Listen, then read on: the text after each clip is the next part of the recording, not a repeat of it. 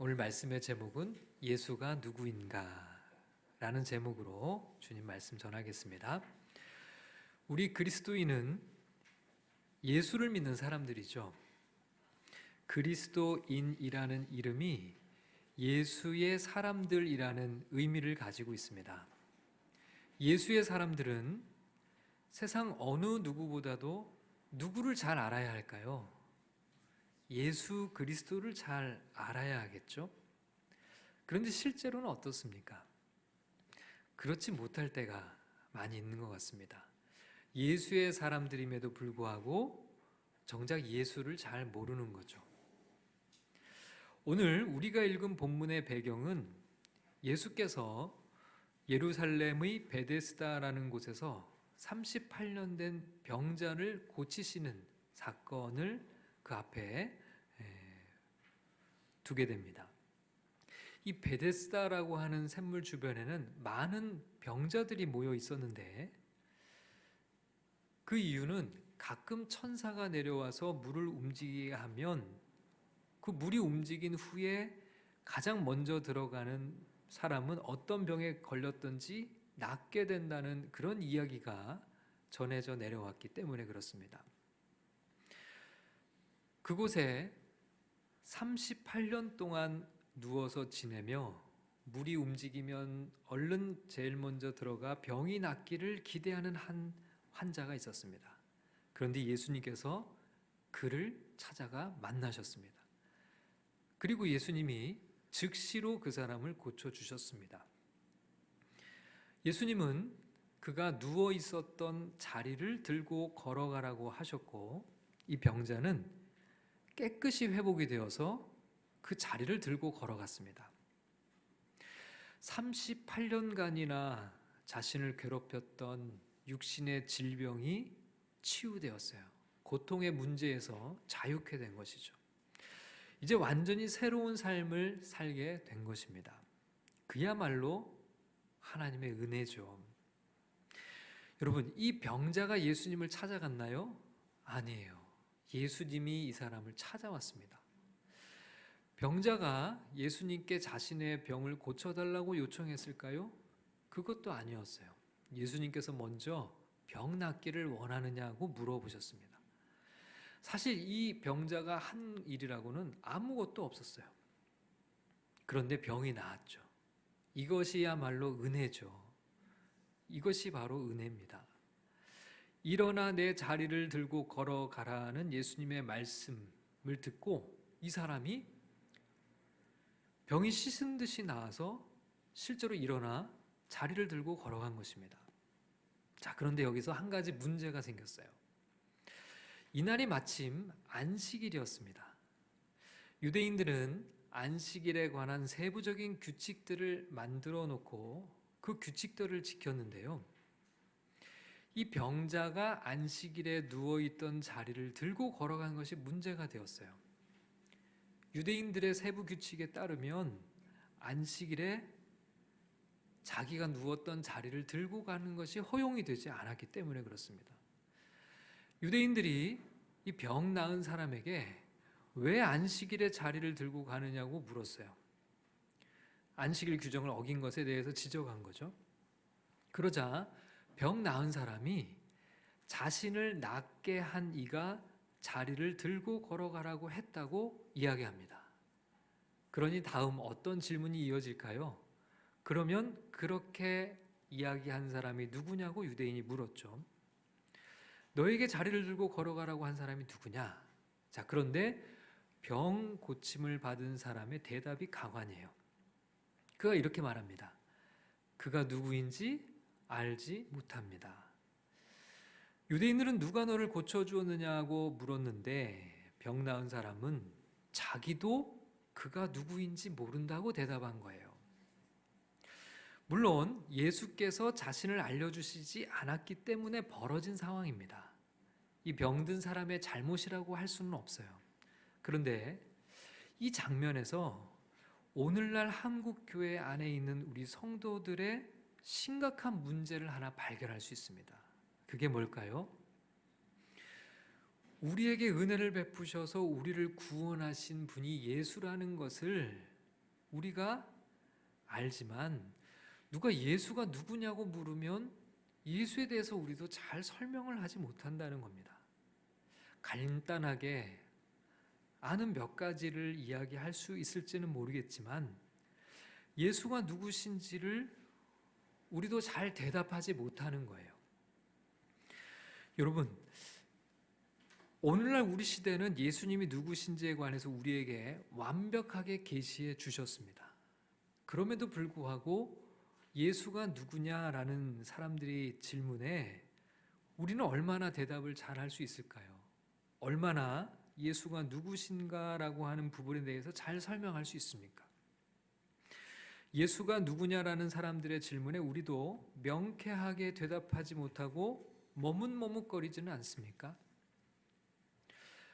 어찌 보면 우리도 이 병 나은 사람처럼 은혜는 입었으나 우리에게 구원을 베푸신 그리스도가 누구신지에 대해서는 잘 모르겠다라고 얘기하는 그런 모습은 우리에게는 없나요? 여기 계신 분들 한 분 한 분 어떻게 예수를 믿게 되었는지 다 다른 이야기들을 가지고 있을 거예요. 그러나 어떤 과정을 통해서 예수를 믿게 되었든지 그 과정을 잘 돌아보면 그 과정이 전적인 예수님의 은혜라는 것을 우리는 고백하지 않을 수가 없습니다. 여러분은 여러분이 먼저 예수님을 찾아갔습니까? 아니면 예수님이 여러분을 찾아와 만나 주셨습니까? 여러분이 먼저 구원을 찾아다니다가 예수님을 통해 구원을 얻게 되었습니까? 아니면 구원의 필요성조차 모르며 살아가던 그 삶을 예수님께서 초대하셔서 구원의 선물을 주셨습니까? 과거에는 어두움의 그늘에서 신음하던 삶이었지만 이제는 하나님의 자녀로 새 생명을 누리며 살고 있지 않습니까? 그럼 이 모든 것이 바로 우리도 은혜죠.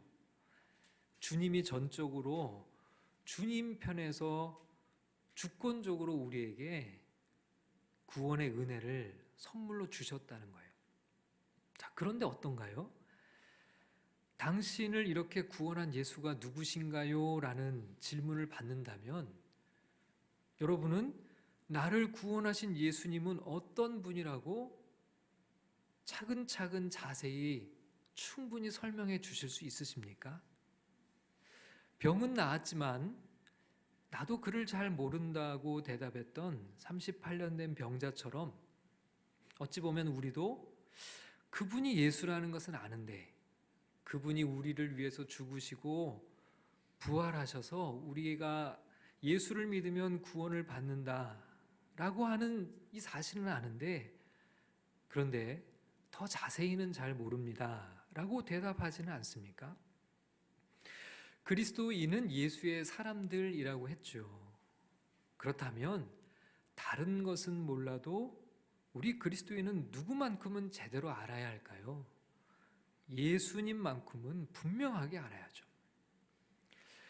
누가 예수에 관해서 물어도 예수에 관해서 묻는다면 신이 나서 예수를 전해줄 수 있어야 하지 않을까요? 그런데 여러분 우리는 어떤가요?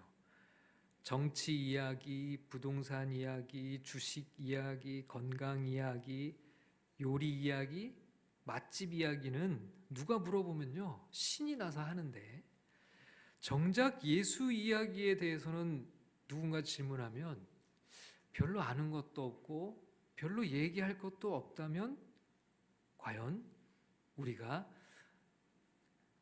제대로 된 그리스도인이라고 할 수 있을까요? 여러분 신앙생활은 예수를 알아가는 과정입니다. 그리고 그분을 닮아가는 여정이에요. 예수가 누구신가라는 질문을 가지고 우리는 신앙생활을 해가는 겁니다. 그리고 예수가 누구신가라는 질문을 가지고 또 무엇을 봐야 할까요? 성경을 봐야 합니다. 성경은 바로 이 질문에 대답을 주시는 책이에요. 이 질문을 갖고 성경을 읽어야 성경의 가장 중요한 메시지를 찾을 수 있습니다. 바른 질문에 바른 답이 나오는 거죠. 성경은 물론 다른 지혜들을 많이 담고 있습니다. 그러나 성경은 부수적인 그런 지혜를 위한 책이 아니라 가장 중심된 진리, 바로 예수가 누구신가라고 하는 것을 우리에게 알려주시기 위해서 하나님이 주신 책이에요. 여러분, 세상 다른 것보다 우리는 예수의 전문가들이 되어야 합니다. 누군가 예수가 누구인가라는 질문을 하면 그 질문을 놓치지 말고 충분하게 대답해 줄 수 있는 사람들이 바로 우리 그리스도인들이어야 하지 않겠습니까? 오늘 우리가 읽은 본문에서는 예수님께서 자신이 누구인가라고 하는 이 질문에 예수님이 직접적으로 들려주시는 자기 증언의 내용들이 담겨져 있어요. 여러분, 예수가 누구신가라고 하는 이 질문에 예수님 자신이 들려주시는 것보다 더 확실한 것이 있을까요? 없겠죠. 예수님의 증언이 가장 중요합니다. 그럼 예수가 누구인가라는 질문에 예수님이 어떤 말씀을 주고 계신지 오늘 그 몇 가지 진리를 살펴보겠습니다. 말씀의 은혜가 우리 모두에게 임할 수 있기를 주님의 이름으로 축원합니다. 예수가 누구신가라는 질문에 대한 예수님의 대답 첫 번째는 하나님의 아들이라는 것입니다. 자, 17절 말씀을 함께 읽겠습니다. 시작. 예수께서 그들에게 이르시되 내 아버지께서 이제까지 일하시니 나도 일한다 하시매. 여기서 예수님은 하나님을 뭐라고 불렀습니까? 내 아버지라고 얘기했어요. 그 얘기는 예수님 자신을 하나님의 친아들이라고 하신 것인데요. 예수님께서 내 아버지라고 하신 이 표현이 이런 의미를 함축하고 있다는 것은 이 말씀을 들은 그 당시 유대인들의 반응을 보면 더 확연하게 알 수 있습니다. 18절 말씀을 읽겠습니다. 유대인들이 이로 말미암아 더욱 예수를 죽이고자 하니 이는 안식일을 범할 뿐만 아니라 하나님을 자기의 친아버지라 하여 자기를 하나님과 동등으로 삼으심이로라. 유대인들은 예수님이 하나님을 내 아버지라고 표현하자 그 표현을 듣고 너무 격분한 나머지 예수를 죽여야겠다고 생각을 했어요. 그만큼 하나님을 내 아버지라고 말씀하신 이 표현은 신성 모독을 범하는 그런 표현이었습니다. 진짜 하나님의 아들이 아니고서는 인간으로서는 감히 할 수 없는, 절대로 해서도 안 되는 표현이었어요. 오늘날 우리는 어떻습니까? 이 표현이 우리에겐 자연스럽잖아요. 우리도 하나님을 아버지라고 부르지 않습니까? 우리에게는 아주 익숙한 표현이기 때문에 이 당시에 유대인들이 이렇게 예수님을 죽이고자 한 정황을 이해하기가 좀 어려워요. 그런데 예수님 당시에는 절대로 용납할 수 없는 표현이었어요. 하나님을 함부로 아버지라고 했다가는 그야말로 신성 모독죄로 돌을 맞아 죽을 가능성이 다분한 것이죠. 그럼 오늘날 우리는 하나님을 아버지라고 부르면 안 되는 건가요? 자, 예수님이 하나님을 아버지라고 부른 것은 예수님은 하나님의 친아들이기 때문인데, 그럼 우리도 예수님처럼 하나님을 아버지라고 부르면 우리도 친아들인가요? 자, 여기에서 예수님이 아버지라고 부르신 것과 약간의 차이가 있어요. 우리는 예수님 때문에 하나님을 아버지라고 부를 수 있게 되었습니다. 자, 요한복음 1장 12절을 함께 읽겠습니다. 시작. 영접하는 자 곧 그 이름을 믿는 자들에게는 하나님의 자녀가 되는 권세를 주셨으니. 하나님의 아들을 믿는 자들에게 하나님의 자녀가 되는 권세를 주셔서 우리도 하나님을 아버지라 부를 수 있게 되었다는 겁니다. 예수님은 본래부터 하나님의 친아들이시지만 우리는 예수님 때문에 하나님께 양자가 되어서 이제는 하나님을 아버지라고 부를 수 있게 되었다는 거예요. 하나님께서 우리를 입양하셔서 당신의 자녀 삼아 주셨기 때문에 우리도 예수님처럼 하나님을 아버지라 부를 수 있게 된 것이죠. 아무튼 하나님을 내 아버지라고 부르고 자신을 가리켜 하나님의 친아들이라고 하신 이 예수님의 표현은 예수님 당시에는 그 어떤 인간도 할 수 없고 해서도 안 되는 그런 말이었습니다. 이렇게 이 표현을 두고 유대인들은 예수님을 죽이고자 했죠. 자, 그럼 여기서 대단히 중요한 문제가 생겨요. 예수가 진짜 하나님의 아들이라면 예수님은 신성 모독의 죄를 범하지 않았어요.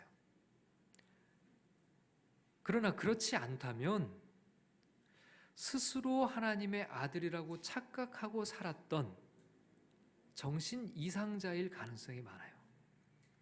이 둘 중에 하나입니다.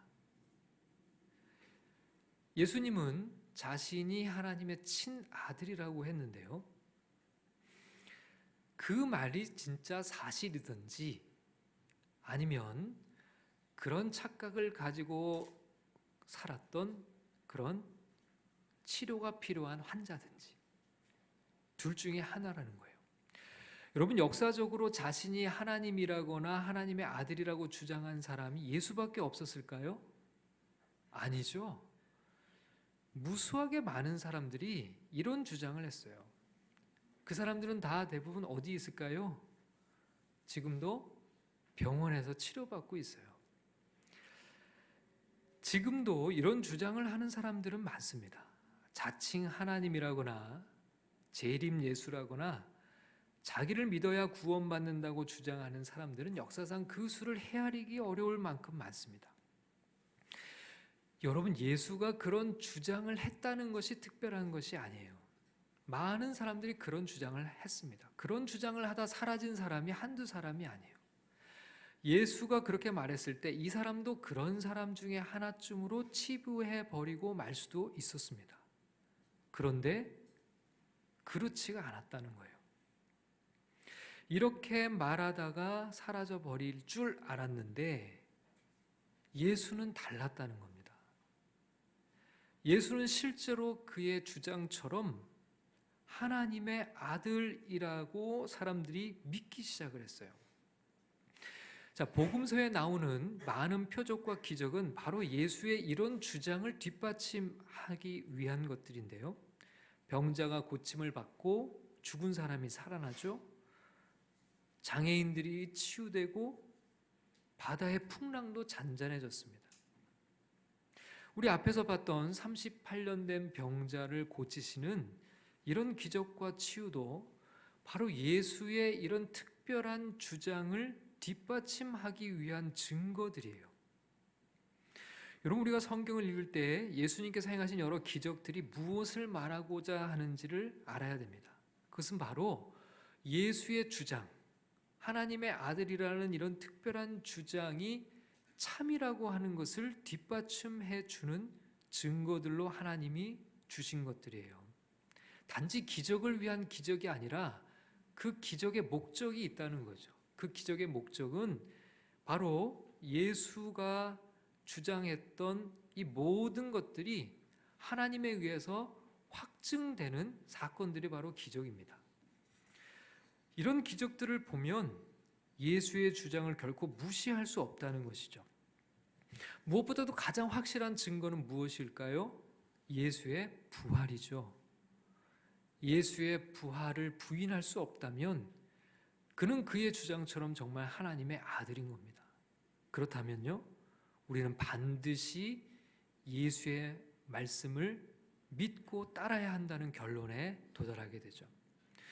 여러분, 예수가 누구인가라는 이 질문에 우리 앞에는 딱 두 개의 선택지가 있어요. 1번은 예수는 하나님의 아들이다. 2번, 예수는 하나님의 아들이라고 착각하며 살았던 정신 이상자다. 여러분, 이 둘 중에 하나를 선택해야 돼요. 만약 2번을 선택했다면 예수를 무시하고 살아도 돼요. 그저 그렇게 사라져버린 무수하게 많은 인물처럼 그렇게 우리는 귀 기울일 필요가 없습니다. 굳이 정신 이상자의 이야기에 귀를 기울일 이유는 없죠. 성경을 굳이 읽을 필요도 없습니다. 그런데 만약 1번이 맞다면, 1번을 선택했다면, 예수가 하나님의 아들이라는 것을 믿는다면 우리는 그 아들의 말씀을 절대적으로 믿고 따라야 하는 겁니다. 예수의 말씀을 결코 무시해서는 안 되는 것이죠. 자, 그러면 여러분, 언제 정답을 알 수 있을까요? 정답은 우리가 이 세상을 떠나면 알게 되겠죠. 그때 정답이 딱 나왔을 때 1번을 선택한 사람과 2번을 선택한 사람이 극명하게 갈리겠죠. 1번을 선택했는데 1번이 정답이었다고 한다면, 그렇다면 그야말로 환호를 지르고 영원한 삶을 누리게 될 거예요.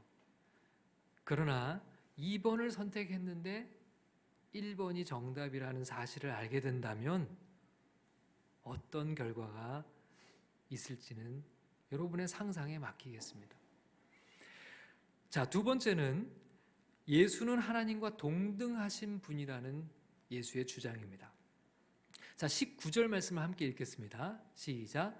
그러므로 예수께서 그들에게 이르시되 내가 진실로 진실로 너희에게 이르노니 아들이 아버지께서 하시는 일을 보지 않고는 아무것도 스스로 할 수 없나니 아버지께서 행하시는 그것을 아들도 그와 같이 행하느니라. 예수님께서 자신을 하나님의 친아들이라고 하신 다음에 그 아들이 어떤 존재인지를 부가적으로 설명하세요. 아들이 하는 일은 그저 아들이 독단적으로 하는 것이 아니라 아버지가 하는 일을 그대로 보고 아버지 같이 행하신다는 겁니다.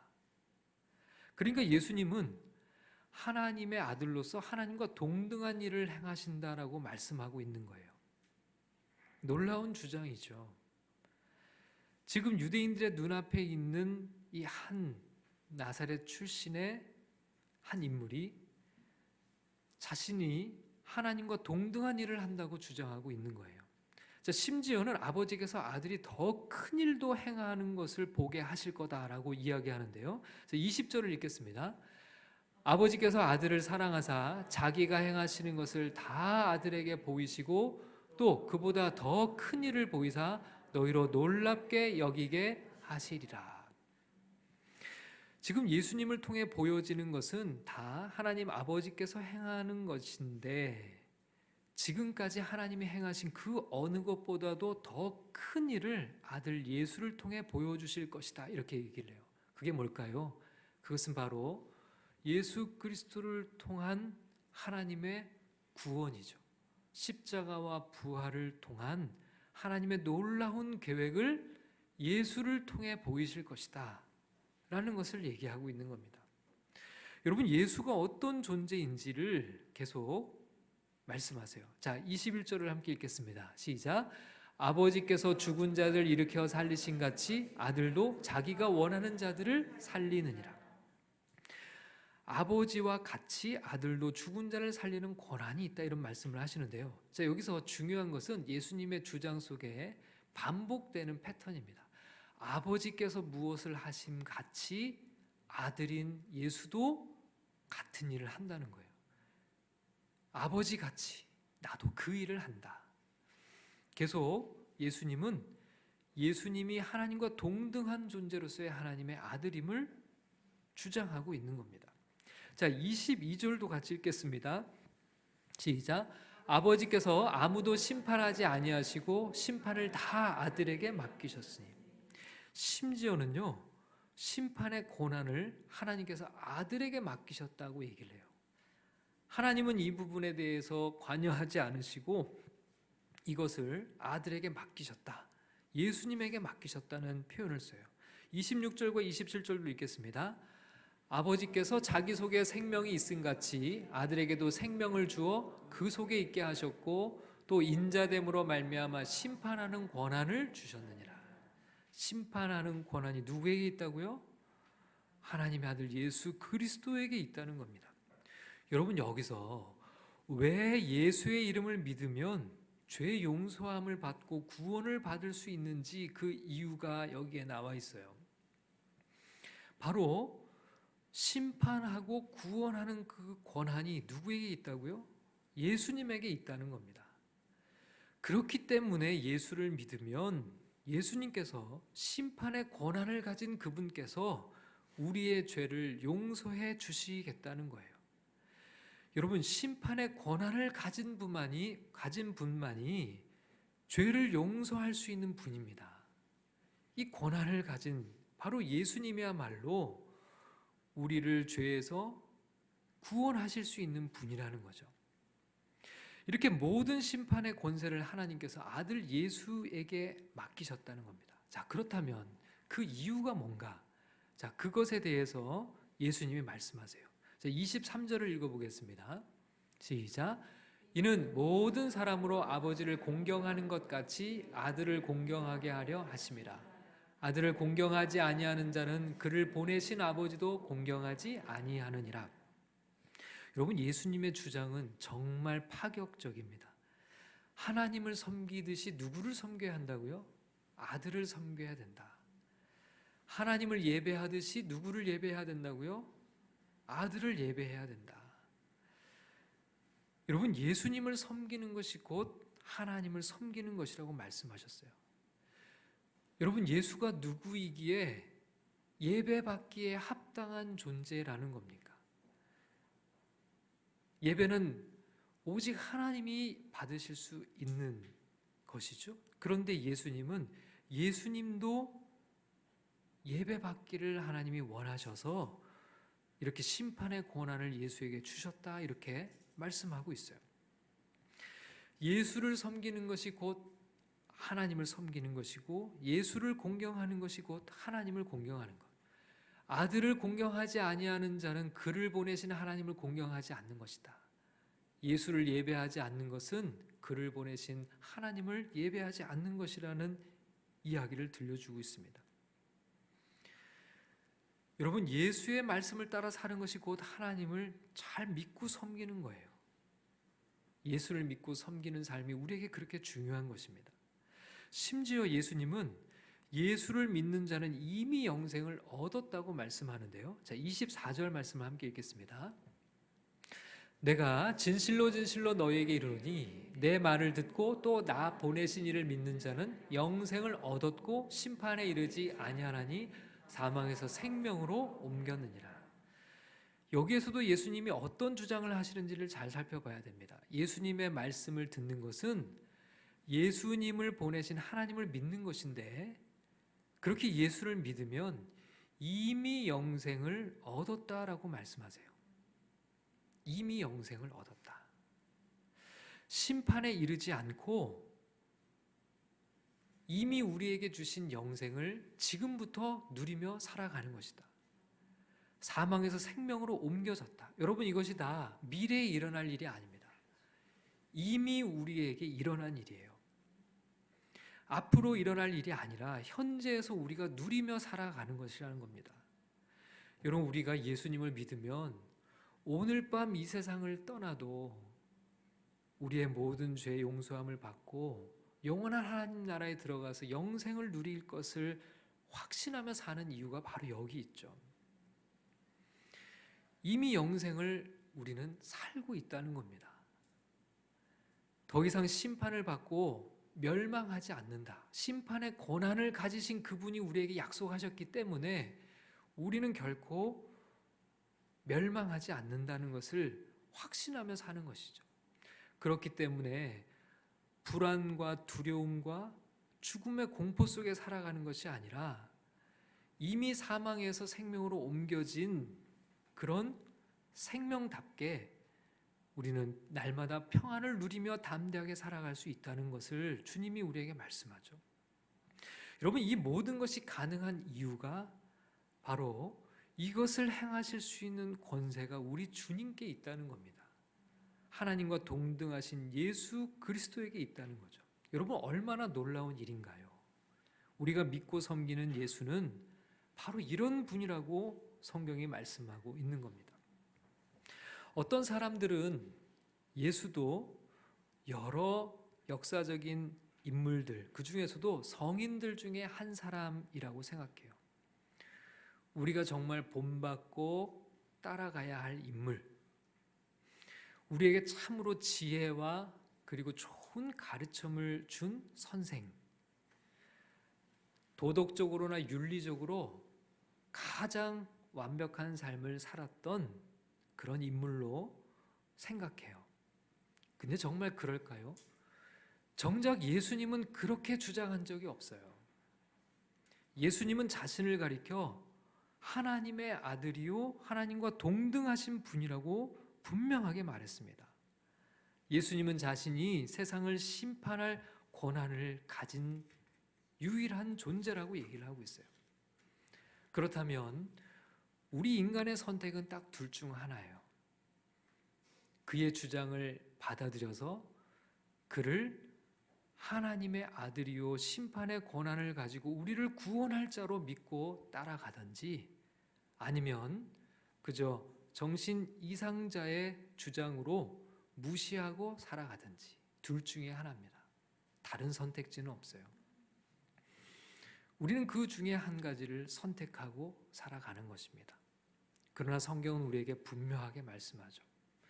이 세상에 예수님과 같은 분은 없다고요.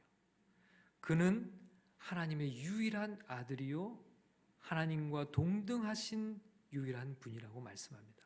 심판의 권한을 가진 유일한 분, 영생을 주실 수 있는 유일한 분, 우리를 죄의 심판에서 구원하실 수 있는 유일한 분, 이 세상에 단 한 분, 예수님 이전에도 없었고 예수님 이후에도 없는 유일한 분, 우리를 살리신 그리스도. 오직 우리는 그 예수를 믿고 섬기며 예배하며 살아가는 것이죠. 그렇게 예수의 사람들로 예수만을 의지하고 전하며 살아가는 저와 여러분들이 다 될 수 있기를 주님의 이름으로 축원합니다.